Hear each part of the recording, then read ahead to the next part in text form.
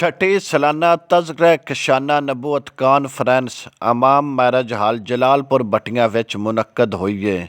इस तज़किरा-ए-कशाना नबूवत कानफ्रेंस विच मुल्क भर तो उलमा कराम मुफ्ते दीन ने शिरकत की है। ये कानफ्रेंस विच मुरीदैन ने दूर दराज इलाकों तो भी शिरकत की ना। उलमा कराम मुफ्ते दीन ने वारी वारी नाल मुकर्ररीन नाल खिताब भी कीता ना। अज दी ये कानफ्रेंस साहबजादा हज़रत मुहम्मद आलम नक्शबंदी साहब दे सालाना उरस मुबारक दे मौके उत्ते हर साल हुंदी है। उरस मुबारक दे मौके उत्ते मुरीदैन ने भी शिरकत की है।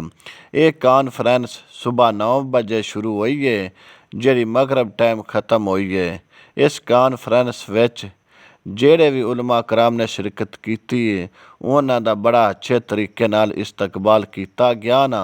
इस तज़किरा-ए-कशाना नबूवत कानफ्रेंस कामयाब होने ते असी अहले इलाका दी तरफों मुहम्मद साद आलम साहब नक्शबंदी नूं मुबारकबाद भी पेश करने आखिर उत्ते मुल्के पाकिस्तान वास्ते दुआ खैर भी की ना ते शिरकत करन आले मुरीदां वास्ते लंगर दा भी वसी इंतजाम किया गया ना।